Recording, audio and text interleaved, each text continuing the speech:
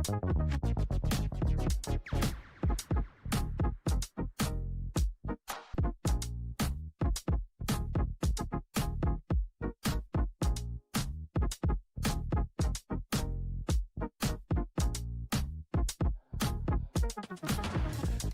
good to see you. Thanks for coming. This is another episode of Wireframe brought to you by Design Systems House. I'm your host, Don Diamato, and today we're going to be talking about Punk Your Design. I have a special guest here who has done better marketing about this show than I have ever had. This is Peter Allen. Peter Allen, it's great to have you here. Thank you so much for joining me today. How's it going? I'm well, sir. How are you? I'm doing good. So tell the folks at home who you are, why you're here, what are we talking about, all that good stuff. What's cooking? Yeah, my name is Peter Michaels Allen, 3 first names, 3FN, just about everywhere you can find me. No, but I'm a designer and fledgling design engineer. Worked at a lot of organizations just trying to set up 0 to 1 design systems, particularly for the last 10 plus years. And for the last 8 or 9 months, I've been building my own design system, Designer Punk, that is intended to be kind of like a hyper AI-centric kind of design system and try to build out all the ideas and infrastructure that we're seeing happening around us with like agentic driven UI and all those kinds of contraptions. So I'm really kind of getting into the technical weeds of things. Goodness gracious, yeah, that's we're going to be doing some technical stuff today for sure. So Peter, in a meetup we were at, a virtual meetup, he was going over his new system, Designer Punk. So let's get into a little bit of what that's all about. So certainly there are design systems that are out there that people are using internally in their own organizations, but there's also some of us who are absolutely out of their minds that create their own systems, like this guy and like this guy. And apparently this guy now too. Yeah, so all these guys, when you're bored, you just go ahead and make a design system. So let's go into it. Why did you make this system? And what are the main things that stand out about this system from other systems that might be out there? Yeah, so the why is a whole collection of whys. I took a break after departing PayPal. And once I kind of got the itch to go back to things, I was like, all right, this job market is terrible. I need something to do, and I need something to kind of up the skill game a little bit. And so my natural inclination is to just build what people won't let me do, and people won't let me build them a design system. So I decided I wanted to build my own. Hell yeah. There's a punk workman attitude to me that I kind of grew up around, that I'm just kind of like, all right, if you won't let me have fun, then I will go try to figure out a way to do it myself. And this is just as kind of like I felt at least the AI agents were getting a little bit more into the design ecosystem of things. And I said, all right, I loathe this thing. I absolutely can't stand it. But in working with a mentee that I have, she's asking me about it. And I felt an obligation to actually kind of give it a legitimate crack at the research and see what was viable before I just kind of completely shut the door on it. And once I started to kind of explore it a little bit, I was like, oh, geez, this has legs. Like, this wasn't just something that you just kind of see people just kind of like passing off their slideshows and quickly drumming up nonsense and memes. There's actual like real serious implications to the possibility of this thing. So in my explorations, I just kind of found that, the AIs were just kind of writing over top of each other. Nothing was consistent. And as much as I try to teach it to like use a consistent gray or a blue or something like that, it just wouldn't stick. You could ask it to do it and it would do it, but it would just scorch earth your entire code base to try to accomplish it. So you couldn't, that non-deterministic sense of things was just too out of control to be able to do it. And trying to build a lightweight design system that, I would normally build for something like I did for Reddit or for Venmo, it just wasn't cutting it because it had no guardrails to kind of keep it in. There was no governance functioning to it. Mm-hmm. So no matter what human-centric tools you use to try to, facilitate this kind of thing, the AI just doesn't care, it doesn't understand, or it doesn't learn.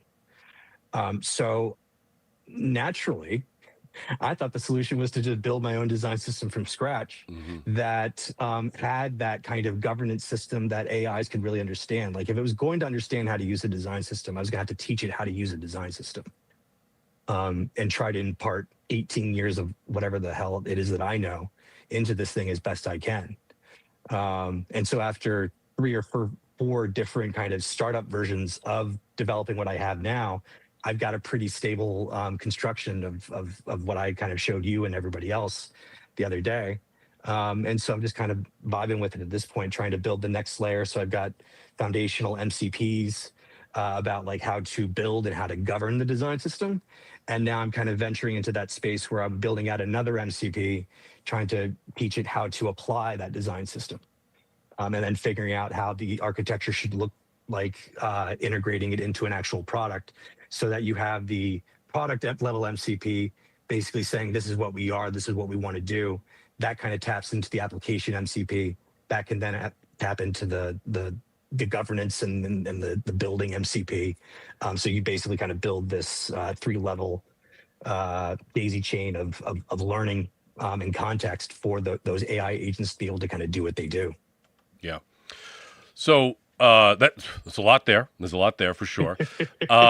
So I definitely want to get into because when I say there's a lot there, there's a lot of stuff that we haven't seen normally in systems for the 18 years and for people shorter or longer. Why am I getting a phone call? Nope, no phone calls now. We're live. But we've been thinking about these systems in one particular way. But of course, with AI being here, there's obviously lots of changes that are happening in our systems today, right? So you've already mentioned a couple of things about the MCPs that you're adding on there. So how do you prioritize the kinds of things that needs to be included in the new way of us working, right? Because of course you're going to have design tokens and components. Absolutely, that's what a design system, fundamentally usually has. But now that you have these new features, facets, resources, how do you prioritize which things need to be explored, or what's important, what's not important? What are you doing in that way? Yeah, I mean, I think I start everything with what communicates optimally, and what is the right degree of partnership in that. The reason I say that is because we have tokens and we have components, and we know those to be kind of stable infrastructure, particularly for communicating with people. Gina Ann always saying design systems are for people, right? Right. Well, design systems are for people, and we understand the mechanics of that. But as we kind of get more into this AI-centric world, they not just have to kind of include AI, which I think is where a lot of design systems are right now. They're trying to kind of take their existing design system and trying to layer AI into it at some degree. But that's kind of it's not a particularly native way to kind of go about it. I think that you need to develop these systems that are a little bit more AI-centric, that are predictive. One of the core foundations of what I built everything on is that everything is a mathematical, is basically mathematically reliable. So I'm not building out necessarily static volumes of text like 12, 14, 16, 24. Everything is a multiplier. So you have a base level unit that I set to 8. It just basically acts like rems, but like internally for tokens. So you have a rem, and then your values are x times 2.5, x times 3, x times 4. But back to that's kind of me drifting off in my head. But to get to your actual point is what communicates best. So what is something that is stable that an AI inherently understands better than just simple values? Like what is the system behind it that it can predictively provide values to? And then basically the teamwork aspect of it. So how does the human and the AI work together? What are the rules in their interactions? I hear from a lot of devs and designers that they get the best results when they're basically kind of being very aggressive and very kind of dominating when it comes to communicating with AI. I take a very different approach where everything is a collaboration. And I try to use a lot of metaphors and similes from things that it would have an inherent kind of knowledge of, things like, the democratic process of like, this is how we kind of like vote on what it is that we want to do, or like these are the powers.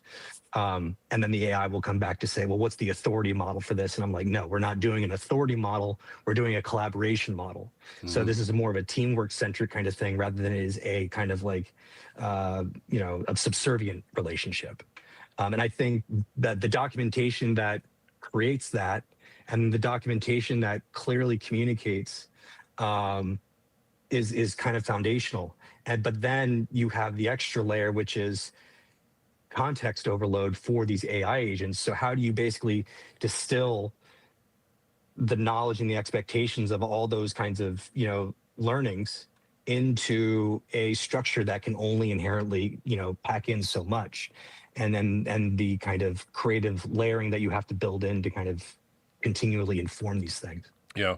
So now, one of the things I'm really interested in, and you mentioned it earlier, was this lack of determinism, and how that's kind of what we've been seeing with systems, which is why you were kind of frustrated with the current state of affairs when you were dealing with it.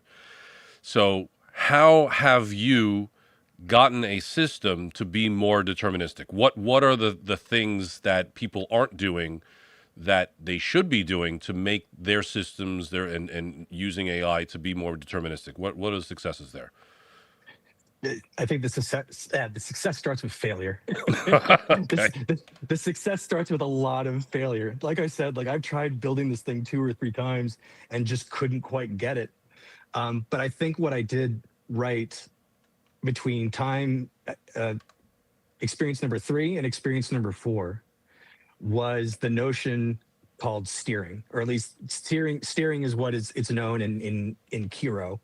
I'm not quite entirely sure how it's described in Claude Code or Cursor or anything like that, but Kiro is the IDE/CLI of choice for me right now. But the difference is making sure that we capture what those dynamics are between myself and the AI, our working model, identifying clearly what it is that we're trying to build, and then layering in the governance structures to kind of support that. Most of that comes from just testing. So like if I'm creating a spec that eventually creates tasks, I have in our process, we have a validation for each subtask that is fairly lightweight, just to make sure that there aren't syntax errors and things like that. And then we have a parent level validation, which does the, like a full blown NPM test. That kind of goes to the entire thing to make sure we're not creating errors. And so as I start to see common errors, I reinforce the documentation to say, like, let's work in this way, let's adjust this process to accommodate that. So, the failures kind of reinforce kind of the successes in that way. But then you start to slowly kind of build in the guardrails of what you're trying to do. So the documentation and the steering starts to layer in the intelligence of the AI, and then you start to kind of add on top of that so that the structures are consistent, the structures are predictable. It has patterns that it wants to replicate over and over again by virtue of the code that surrounds it. So it's very much more about building out the environment, and just basically being relentless, because this will fuck up in your first attempts to do it. It will not be perfect at all. And you just have to find more reps and more repetitions to do it. And I don't envy those that actually have full-time jobs right now that are trying to do this, because this is a complete upending of how we do a lot of this kind of work. Yeah. I don't know if it means like having to kind of, I don't know if it means kind of having to upend your entire design system from scratch to be able to accomplish something like this. But I'm finding a lot of success with it now, to the point where I've got, like over a dozen token families, that many components. I just decided last night that I was going to rebuild the theming architecture within the system. And so like I'm like maybe 3 or 4 tasks away from that, and that's just coming up organically as I build other components. So you just have to kind of really intelligently think about the modularity of your architecture. Yeah. Okay. which is true of design, but true of engineering, as I'm finding now too. Oh God, yes, absolutely. Yeah. So when you obviously you're doing this collaborative thing, you're going back and forth, to find out where the right moments are, where the successes were out of the failures. I want to talk a little bit more about the setup, right? Because I think we're talking a little bit more broad strokes at the moment. Mhm. So these rules that you're putting in, well, whether you go back and forth and stuff like that, I generally know them as generally markdown files, right? Is that in your system also? They're just basically markdown files. Is it more complicated in yours? Is that Yeah, right? no, it starts off as markdown files, at least on that kind of like first level MCP that I talked about. I call Hmm. it the documentation MCP, and that's all markdown. Yeah. And the second MCP that I have built is basically YAML. Okay. Yeah. And it's just basically a schema for how to kind of like understand where components do and don't live. But the setup is basically all right, MCP of markdown documentation. And I think the thing that really kind of differentiates what I'm doing from, I think, what I've seen from a lot of people do, just trying to work straight from prompt, is that I'm building from spec. Hmm. So I prompt back and forth with the AI agents that I've created and instilled with this knowledge. And we start building out what's first a design outline of whatever it is we're trying to build. So we kind of narrowly kind of define what it is that we're actually trying to construct. And then once we've kind of got that kind of nailed down, that then translates to a set of requirements, that then translates to an actual design doc of the execution, and that translates then into a list of parent and subtasks to execute on very specifically. So in that you have a very clear kind of like scoped out view of what you're trying to build. You try to be specific where you can and try to leave flexibility for whatever it is the AI has to kind of discover in your code base and work around. But you give it kind of very clear, very directed context. So that allows for that that right level of balance, I feel, between like, clear structure to kind of work within a boundary of, while also leaving things a little bit flexible to kind of finagle depending on what the agent kind of runs into. Okay, I understand that, man. Yeah. Okay. That makes sense to me for sure. Yeah, because I do see. I mean, one of the pro tips that I always talk about is that whatever you prompt, you should not be prompting directly, but to prompt to get a better prompt out effectively. So it's this kind of circular kind of thing until you're ready to actually execute. Right. So the planning mode has been a big help in there. I believe. I think. Fareed was on about last month talking about his setup, which is also very similar, where you go into this planning stage and the specification stage. That really is where you spend much of your time, and the actual execution ends up becoming a lot more efficient from all the planning that you spend all that time on, which is really interesting from the overall. I guess environment that we're seeing with AI, because a lot of the stuff that we're seeing from a social aspect, and we're talking about like social media and news and things like that, is we're seeing people who are saying, "Oh, I could prompt with 2 sentences and get what I want," right?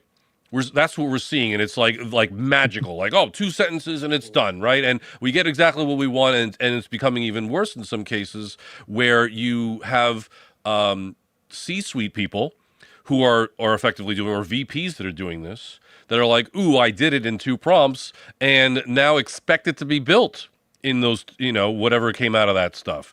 And you just go, hold on a second, that's not good at all, and it's hard to explain to these sea creatures about why it's not good sometimes, because they're just like, oh, look, we shipped it. I mean, that's what these founders are all about, is shipping, right? They're like, oh, okay, MVP, boom.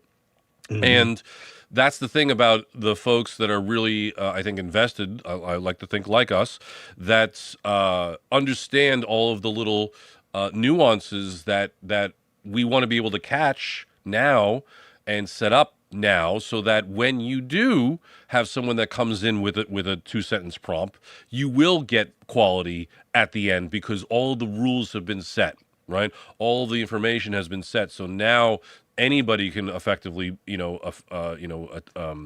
reach out to an MCP or any other AI system that has this embedded and say, yes, this will give you a good output. Is that aligned with what you're thinking? Oh no, it aligns 100% with what I'm thinking. Yeah. As far as like kind of what you relayed there, um, two thoughts. One, a prompt is basically writing any prompt is basically the curse of the monkey paw. At any point in time, yes, it will give you exactly what you ask for, but at an unknown cost around it. Just because like we ask these questions, we ask these prompts with a lot of kind of like pre-understood information in the back of our heads, like something should be interpreted based on the way I ask it, because everyone's trying to do like, oh, I'll ask a prompt the same way that I ask a person on Slack or something like that. But when you're speaking to someone on Slack, you're speaking to another person that has kind of life context and working context, and you know kind of whether that person is from marketing or from design or from engineering or has no context to any of this stuff whatsoever, and you adjust your way of speaking with the understanding of that context. If you're familiar with Rick and Morty, AI is basically a Mr. Meeseeks box. I have no idea.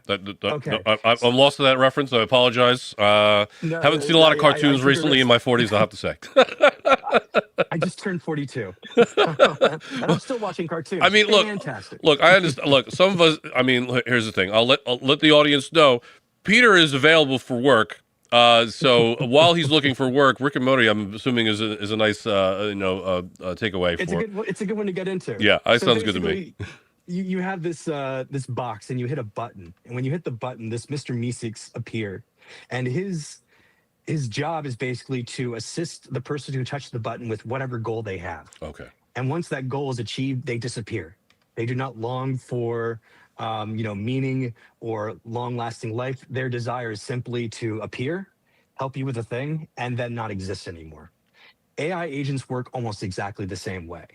They appear. They have a lot of pre-built context, but they do not have the inherent context of what it is that you want to build or the understanding of it. The wrong way to think about AI is like this one gigantic orb of all the knowledge, and it already has it predetermined inside of its server. Mm-hmm. There's not one source of this. You are getting an instance of a college student that understands, like, speaking, bit cursory understanding of like what it is that you're generally trying to do.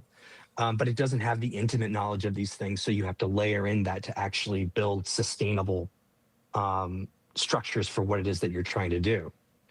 So there's that level of it. But then the other level of that, which is kind of like the leadership level, which here comes your spicy take. Leadership at all levels, engineering, design, definitely corporate, have been letting us down for a very long time. Especially people that are kind of at that more senior level of understanding, particularly around systems. Because of the intricacies of what it is we do, that the slight things matter. Just because you are kind of building out a text input for one brand does not necessarily means it translates well to the other brand.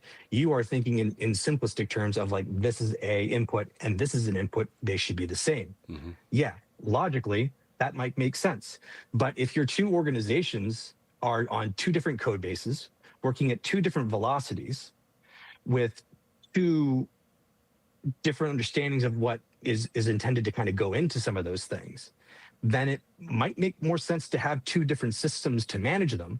But our leadership is always just thinking about how can we reduce size, how can we kind of slim things down. But sometimes the best way to kind of move fast is to not do that kind of thing.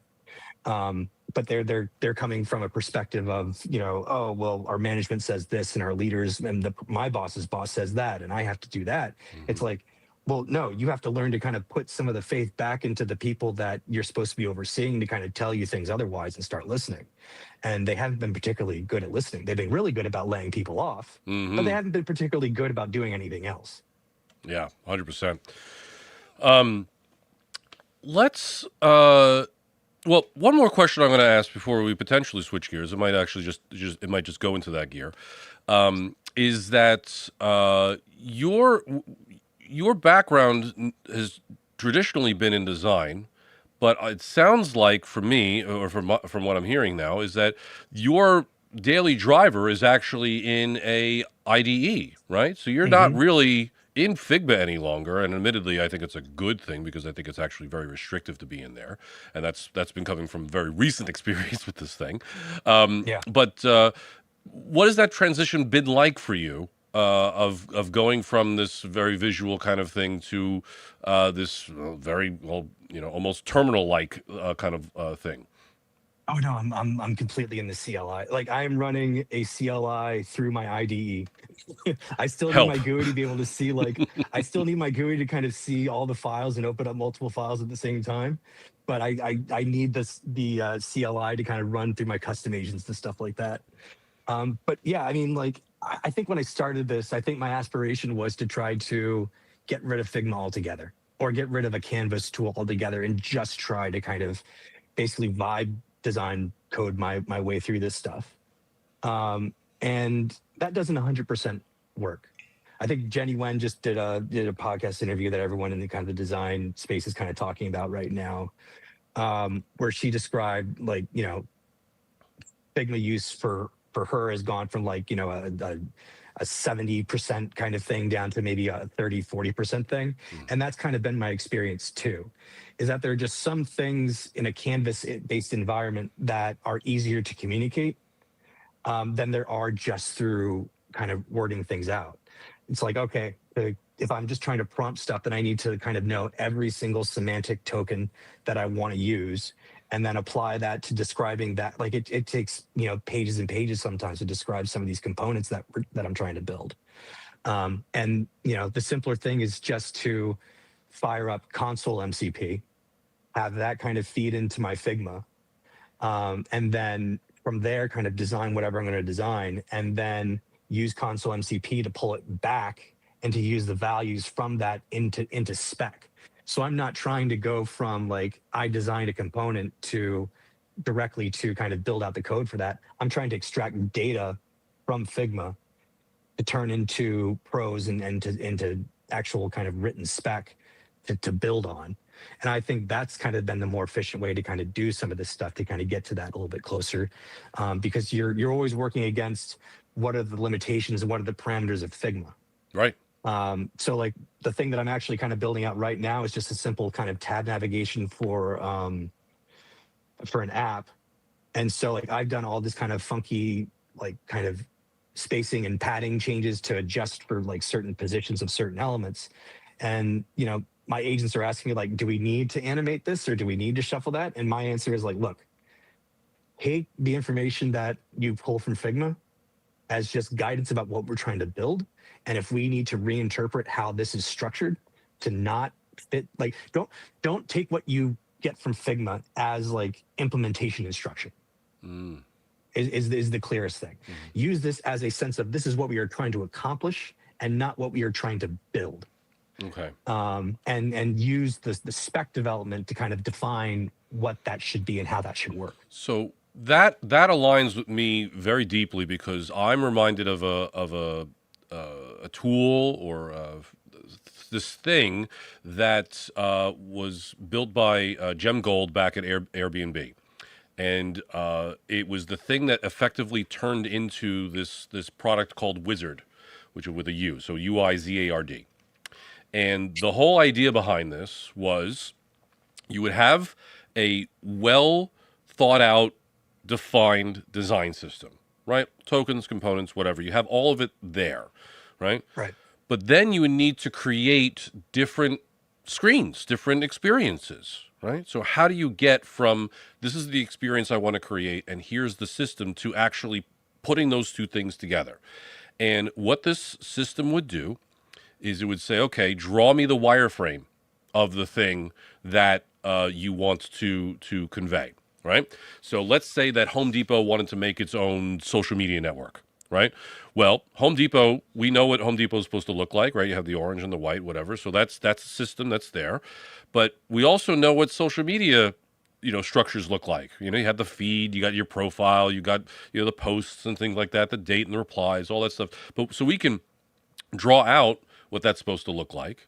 So what you could do in this this ecosystem is give it the wireframe, and it would spit out what that wireframe would look like in high fidelity as Home Depot, right? Yeah, I saw that demo a long time ago, and I was like, oh man, this is blowing my fucking mind. Yeah, exactly.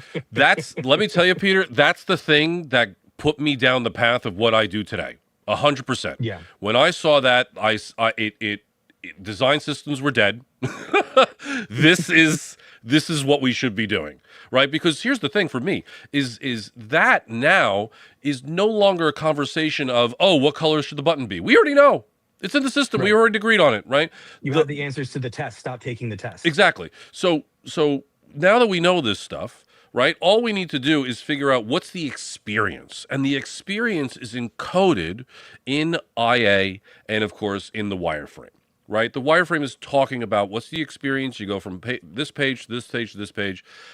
That's the experience that we need to figure out. We know what the text looks like. We know what the buttons look like. There's no reason for us to reinvent all this stuff in every single experience. So I see the alignment there about a similar thing where, what we're trying to do is explain the experience. And in some cases, what I'm explaining isn't necessarily being conveyed properly, so that if I go into a canvas and I need to draw something out to be a little bit more explicit, it is effectively the same kind of thing where you're saying, hey, system, these are not specifications. These are closer to being suggestions or, Right. the direction that we're trying to take and the outcomes we're trying to receive.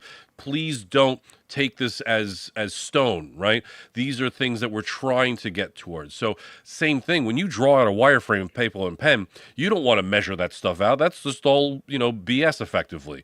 But Yeah. all the rules that come along with that are already in the system. We can put those two things together intelligently and get a good result. So that's the thing that I'm like seeing a lot of, and I'm hoping that more people consider and admittedly reduce their reliance on the high fidelity design tool, right? I would love people to go, I say this half jokingly, go back to Balsamic. I wish Balsamic would just be like, integrate with AI effectively and be like, here's the wireframe you want. It's going to work with your system. Done.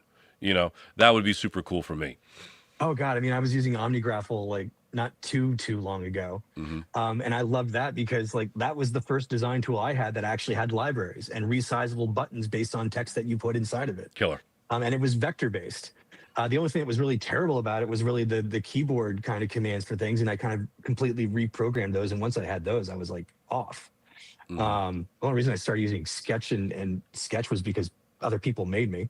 And Figma just had all the design systems already kind of pre-built in there, so Yeah. and it was a lot more palpable to people than OmniGraffle. But yeah, no, like that's kind of one of my kind of like experience aspirations on the development side of leveraging the system, is that you should be able to go whiteboard and just kind of draw out roughly what you're trying to do. And you might have to annotate a couple of points to say like, this is animation, this is button, this is primary, secondary, all that kind of stuff. But that is surefire a whole hell of a lot simpler to kind of capture that with just a photo, throw that into your, chat prompt and say, we're trying to build X, Y, and Z. Here's an outline of like what the flow of that should feel like. And then just ask it to leverage the design system to fill in all the details and the blanks. The details all matter. It's not that the details don't matter. It's just that the repetition of the details don't matter quite as much.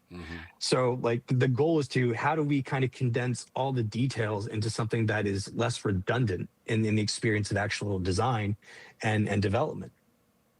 And that's what I'm aiming for, is like, all right, take the photo of the thing. Let's lay this as kind of a foundation for what we want to build, conversate about what we're trying to build at the end of the day. I might spend a full day on it writing a spec that ends up outputting, in maybe a half day. But if I invert that, I spend maybe like 20, 30 minutes on a spec. I might be working the entire week on that thing because it's less specific, it's less nuanced, it's less refined. So, I think one of the questions I've seen a lot is like, how do you deliver design in the future, or at least even today? And I think the ultimate output is no longer going to be the mocks per se. I think it is an artifact that we use and that we leverage. but it's secondary to the actual spec that we're trying to deliver. Is kind of is our kind of key deliverable in the future. Which, you know, nobody signed up to be a designer to be a PM, but that's kind of the traditional model of what you think a PM is in today's context. Our goal now is to try to like actually rationalize what our vision is for what we're trying to create, and make sure we understand the technical aspects of that, and then address the technical details of that, and not be afraid to get into some of those discussions, and then deliver on that. Yeah, no, that definitely makes a lot of sense. Certainly from my perspective, it's all been really about, you know, what is the problem you're trying to solve. It's never been about, you know, what the UI looks like overall, because that's something that could change on a dime. You know, the experience is the thing that the users are really into. It'll change with every VP of design that you get. Of course, yeah. It will change every time, no matter what. You get a new VP, you are just waiting for new design systems to come right down the pipeline. Exactly. And there's new shower thought, and suddenly everything has to be fucking purple gradient, of course, right? Yeah, you're having a weekend, and it's like, okay, there's a new design on here. Here we go. Job security, I guess. No. So well, okay, maybe I shouldn't say that. So I wanted something else that you mentioned earlier, which I thought was actually really interesting, because you went on that little tangent, you came back in, but I'm going to now get ourselves properly onto that tangent. Is that you said that your system was highly based off of math. Okay. Now, when that happens, there's a C word that I bring up that called craft. You may have heard of it. That people who are really into craft, you know, as soon as they hear this kind of math term, they go, "Oh, well, hold on a second. You know, that's not craft. That's not design. That's not whatever."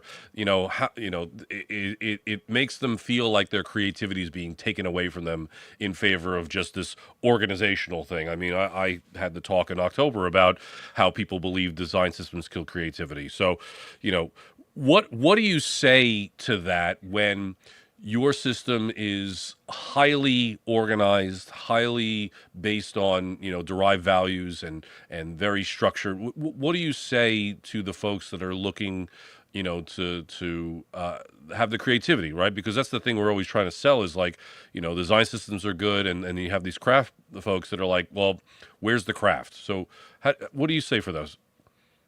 I think that's a highly narrow-minded point of view, and it actually reflects a real lack of craft and a real lack of understanding about what it is that you're building on. You know, nature is built on math. You know, every like so much works off the you know, oh god, the golden ratio and things like that. And you see that in math. Like you can actually kind of go into sunflowers and black-eyed Susans. And you know, the actual kind of the swirl within the kind of the bud of a flower actually kind of aligns to those ideas. The ideas of math and beauty are not misaligned. They are kind of one and the same. It's just about understanding the extra level to make that happen, and bringing it back to an actual system. Like, yeah, mathematically pure ideas of like everything is on an interval of 8 or an interval of 4 is not, you know, that's not sustainable in a system. I completely agree. But that's why you have to build these kinds of, you know, mechanics into your system to kind of have affordances for that. So one of the things that I built on early on when I was kind of building out the token system with the agent was, okay, everything is going to be an interval of 8, but we also need to support sizes of like, you know, 6 and 10, and a couple of other kind of weird sizes. And it has a hissy fit back with me, but it's like, oh, this is in alignment with whatever. And so from that exchange, we developed the notion of strategically flexible tokens. Tokens that are registered and understood by the system and appreciated, but they stand out as unique properties and not the norm. And to ensure that the AI doesn't, you know, kind of natively go out and start creating all the strategically flexible tokens that it wants, we have a system where like those tokens have to be explicitly registered somewhere in our system. And to be able to author them, it requires a direct human authorization approval for those to be made. So the AI agent can't, like, yeah, even within the kind of more deterministic structure that I built, the AIs will still go rogue every once in a while, inserting hard values in places. But because of the governance model and the testing that that exists, those values are flagged at some point or other, and then we just kind of smash them out as quickly as we can find them. Yeah. I'm So I'm going to say we a lot, but yeah. that's okay. That's fine. So it sounds like there's some, I guess, what we would call like exceptions. They're like approved exceptions that it sounds like that are happening in there. The 6 and the 10 that's happening there. So I think the question I have immediately after this is what justifies the exception? Because you just said, well, I identified that I needed a 6 and a 10. But why did you need the 6 and a 10? Like, what? Why is that an exception over the? Because it's entirely possible that the system is actually just exponential, right? Where you end up having smaller values at the base, and then they kind of exponentially go up. I mean, effectively, the golden ratio or the Fibonacci sequence does things like that. So, are those? Is it unsystem-like to have the exceptions, or do you even consider them exceptions? What is your take on that? I think that they are conceptually exceptions, Okay, but conceptual exceptions are necessary for systems to survive. interesting. Um, I think, going back to kind of, I want to be very delicate how I kind of explain this, but one of the things that, came out of Black Lives Matter for me particularly was just the understanding and acknowledgement of systems, understanding how certain systems enfranchise and disenfranchise others in the same token, but it is a working system. And so the thing that I see where systems fail is when they do not accommodate the unique properties of the unique needs of the people that use them. And when you have that, people will start to kind of try to break that system to try to kind of work through those needs. And so I think with any system, you need an inherent kind of flexibility within that system to be able to let them thrive. Because I don't necessarily think of what we're trying to build is a rigid, structured system. We're trying to build an ecosystem more than anything else. And ecosystems bleed, they breathe, they expand, they contract, and you need to build that expansion and contraction in what we're trying to build. I mean, I've worked with teams, kind of counterparts that are constantly kind of like, oh, we have to build a new system to support this. We have to build a new system to support that. Mm-hmm. It's not, the fault isn't necessarily with their decisions. The fault is with the exactness and the structure and the rigidity of that system and its inability to adapt and evolve to the changing needs of the organization that it's kind of baked within. So like, Reddit, I mean, you're with feeds, particularly working on that, you're dealing with very dense levels of information that need to kind of be kind of like expanded and collapsed and different views of different variation. And those are your customers' needs. Those are your experience needs. And so you have to provide for those. You can't just be a blocker to your teams. So, the goal isn't to say no to people that want to use things outside of the system. The goal is to say, is there a better way, or is there a more inherently symbiotic way of making it work? Which is why there's this notion of strategically flexible, is that we acknowledge that there's like little things outside of what the norm of what this puritanical structure would be, but we have an affordance to kind of evolve and expand and contract based on that. Yeah. Yeah, I understand that piece in particular. I think in asking the question, I had an answer for myself on that side was that the design system, in my definition of it, is an agreement. It's not really the components or the tokens or anything like that necessarily. It's the agreement of a organization or a team that says this is the way that we do things here, right? Mm-hmm. And we're all going to encode that. And if this is the way that we do things here includes a 6 amount of spacing, a 10 amount of spacing amongst the 8 amounts of spacing, then that's the agreement that we've all decided on, right? So that's okay because it's an agreement that everyone said this is fine. In the event that someone comes down the pipe and says, oh, the buttons should be yellow, not blue, right? Well, that's okay as long as you get agreement. That's where I would love Hmm. to see a lot more of us doing effectively battle royales, where you get these designers that come in and they're like, I have opinions, great, battle it out, and whatever the end result is, we'll put it in the system for you, right? Like that's exactly effectively what I'd love to do, because the amount of, I guess, politics that we normally do in our work, right, the people part of this thing, Yeah. it I'm personally a little sick of it, because trying to get designers' opinions to all align, God, what an absolute challenge overall. It's admittedly, I think, one of the hardest things that we have to do as design systems maintainers is try to get agreement across all these opinionated people. I would much rather have this battle to the death, battle to the button, that basically is like, okay, they all figured it out. The button, great. What came out of this? Fantastic.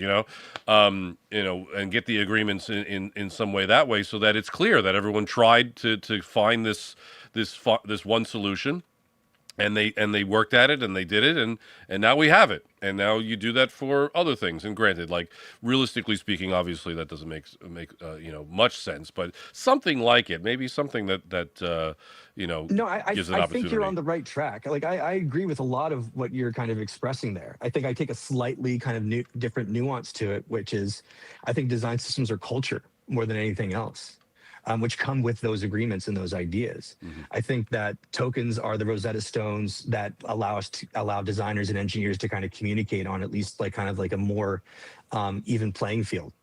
That we have a common communication system about how we kind of convey color or space or size or whatever.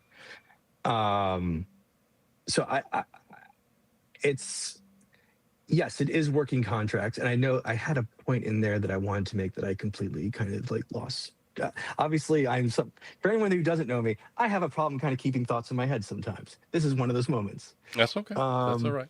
yeah, but Um, well, sorry, go ahead. I guess talking. We mentioned contract very briefly, and we talked about contracts when you were going over um, Designer Punk, because I also considered a similar concept in my systems. And then, actually, speaking of our own systems, I do have my own system at System D'Amato Design. If you wanted to take a peek at it, it has a whole bunch of directions that I'd like to take. It is a little bit on the older side. I haven't played around with it in a little while, but one of the concepts that it has is this checklist idea, which I've 100% stole from Adobe Spectrum, which effectively is trying to make it transparent what things that this particular resource or component can support.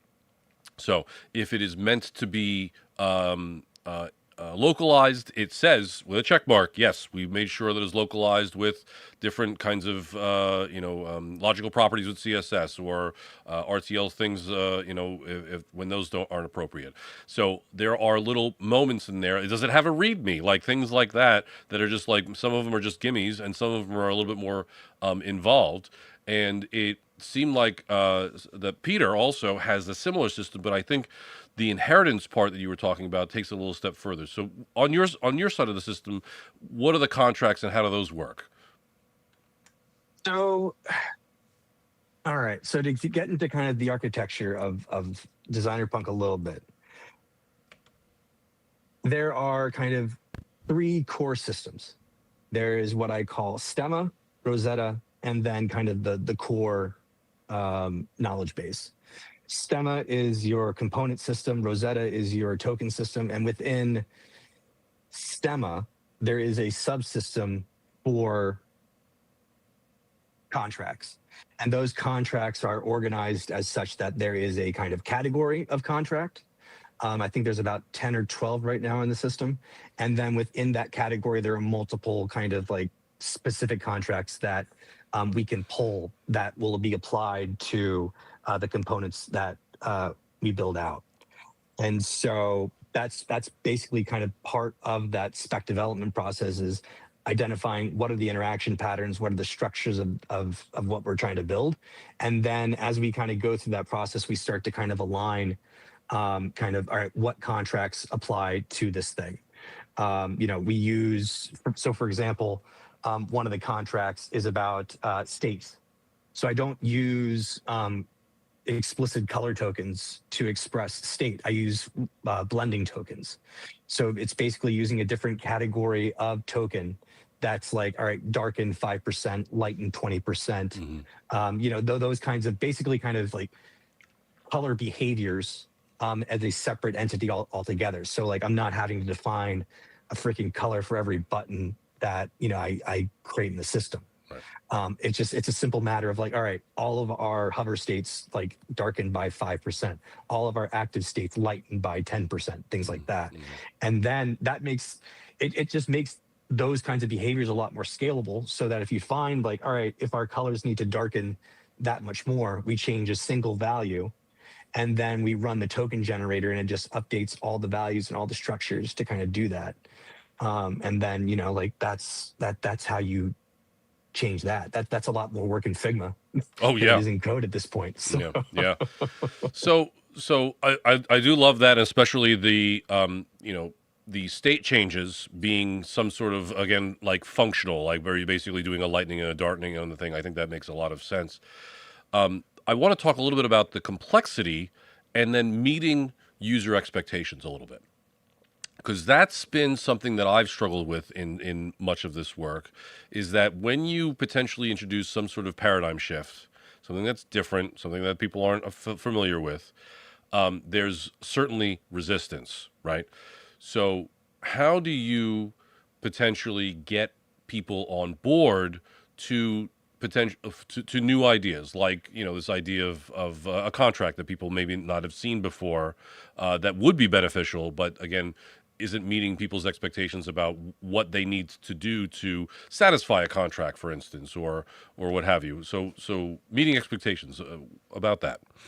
Yeah. I mean, the nice thing about working with AI agents is they don't bicker so much with you about those Yeah. kinds of details. Uh, so that has made kind of greasing the wheels quite a bit easier.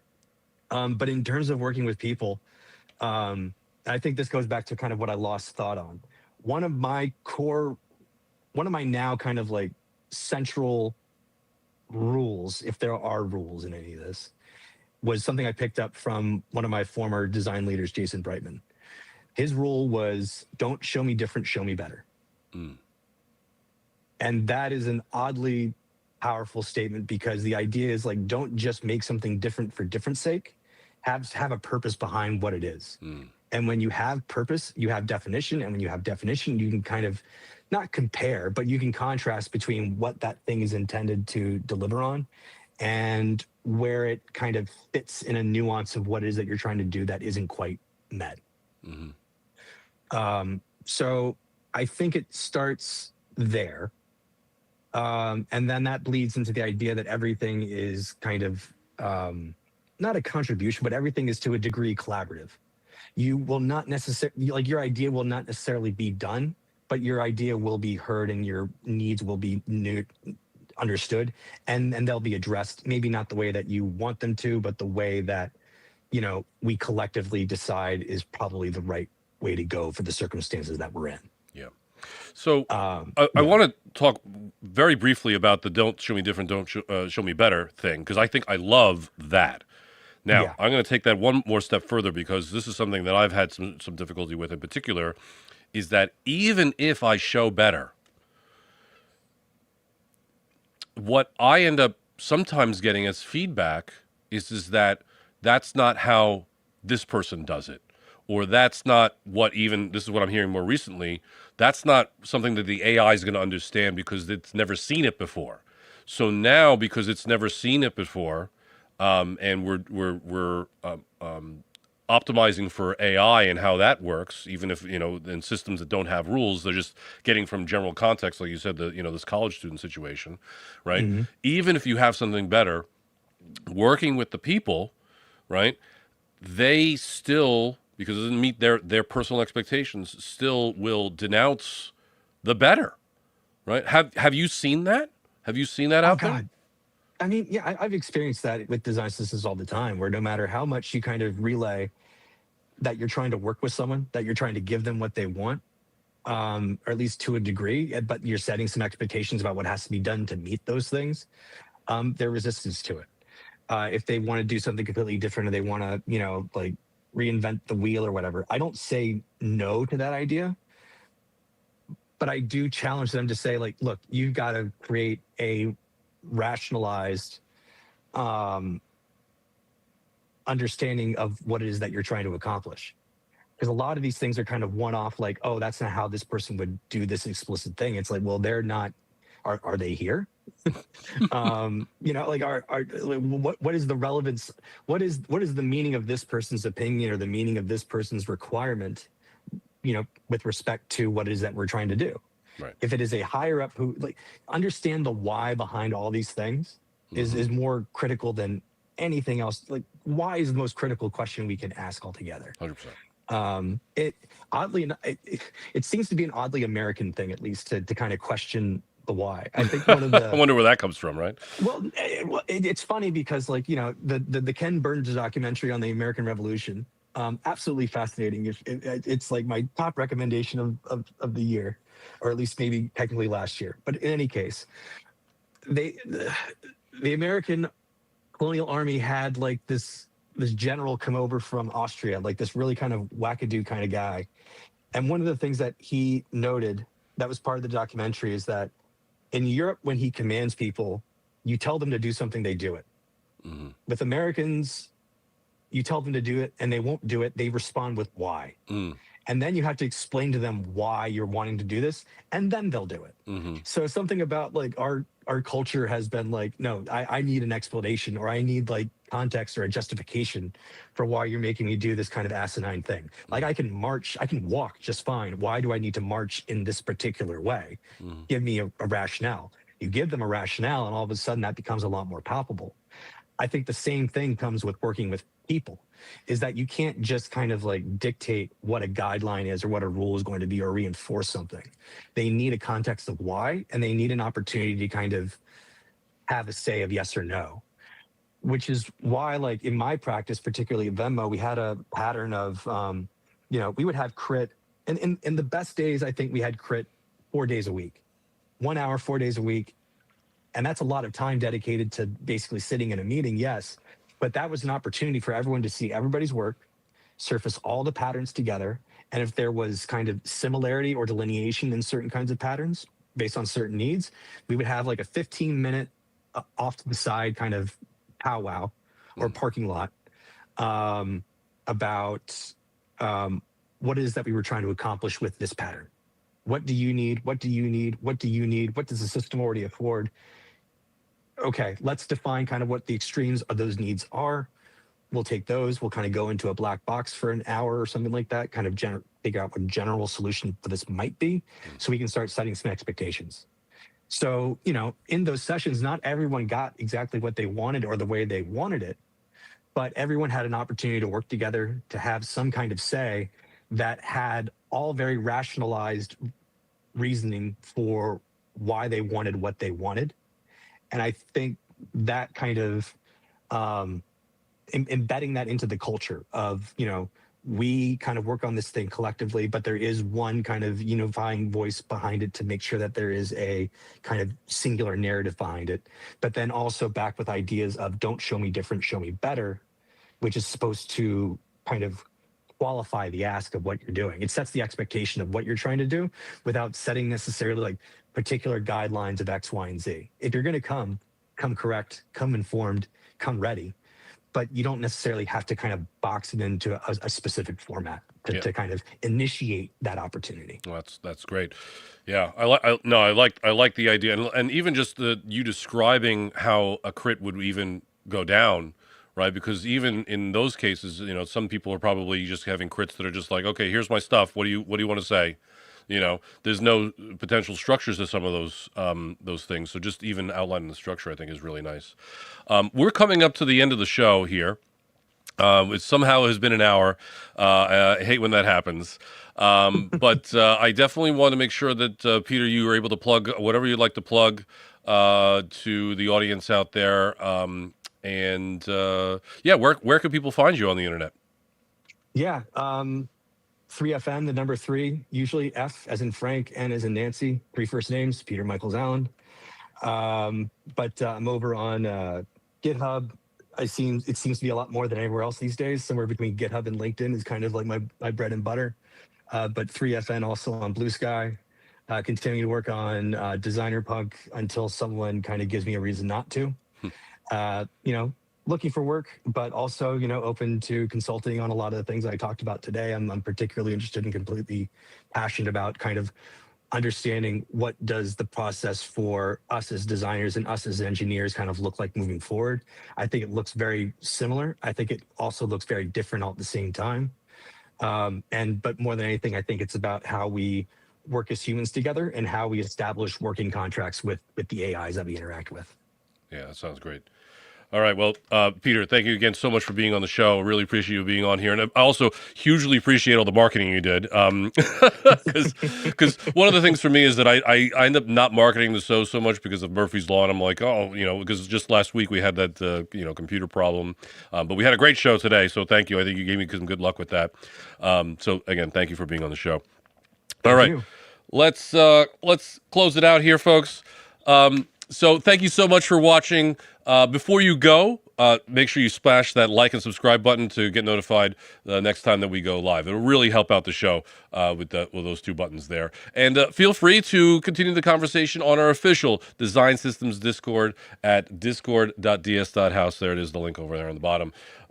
Play nice in those comments, and I'll see you on the internet. Bye.